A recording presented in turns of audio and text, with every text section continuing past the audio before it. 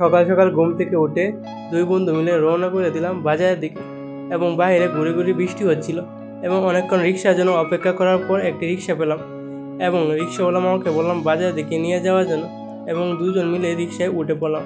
এবং রিক্সাওয়ালা মামা কোনো কিছু চিন্তা ভাবনা না করে আমাদেরকে নিয়ে চললেন বাজারের দিকে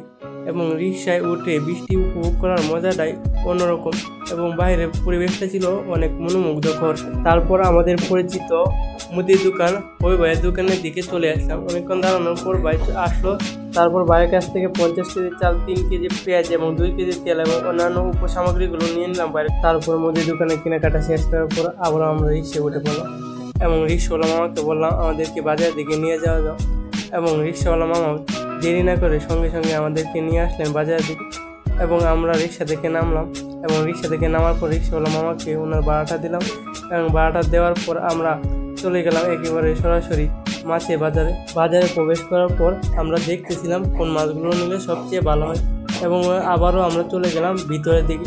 এবং দেখতে পেলাম অনেকগুলো মাছ এবং মাছগুলো দেখতে মনে হয় তেমন সুবিধার না এবং আকরামকে জিজ্ঞাসলাম যে মাছগুলো নিলে কেমন হয়। আকরাম বললো এই মাছগুলো নিলে তেমন ভালো হবে না, তাই আমরা চলে আসলাম অন্য দোকানে এবং সেখান থেকে প্রায় 15 কেজি পাঙ্গাস নিলাম এবং মামাকে বললাম মাছগুলো কেটে রেডি করে রাখেন, আমরা আস্তে আস্তে মাছগুলো কিনে কাটার পর আমরা চলে যাচ্ছি আস্তে আস্তে কাঁচা বাজারের দিকে। আমাদের কিছু প্রয়োজনীয় কাঁচা বাজার দরকার, তাই আস্তে আস্তে আমরা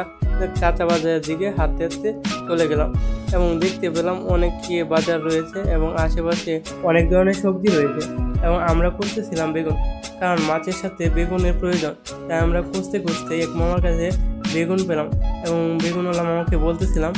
ভালো জাতের বেগুন দিতে এবং 3 কেজি বেগুন দিতে, যাতে কোনো পোকামাকড় না থাকে এবং মামাও তিনি আমাদেরকে ভালো ভালো বেগুনগুলো দেখে দেখে দিতেছিলেন এবং আমরা বেগুনগুলো ওনার কাছ থেকে নিয়ে আসলাম। কাঁচা বাজার কেনাকাটা শেষ করার পর আমরা আবারও চলে আসলাম সেই মাছওয়ালা মামার দোকানে এবং এসে দেখি মামা মাছগুলো কেটে ভালোভাবে কচিয়ে রেখে দিয়েছেন এবং আমরা মাছগুলো নিয়ে উঠোর দিকে রওনা হওয়ার জন্য একটি উঠোতে উঠলাম এবং উঠোতে উঠতে হালকা হালকা বৃষ্টি পড়তেছিল এবং আমাদের শরীর প্রায় অনেকটা ভিজে গিয়েছিল। তারপরেও বৃষ্টিতে ভিজার মজা ছিল অন্যরকম। হোস্টেলে আসার পর বাজারগুলো রুকুন ভাইয়ের কাছে ভালোভাবে বুঝিয়ে দিলাম এবং বুঝিয়ে দেওয়ার পরে আমরা আমাদের রুমের দিকে আস্তে আস্তে চলে আসতেছিলাম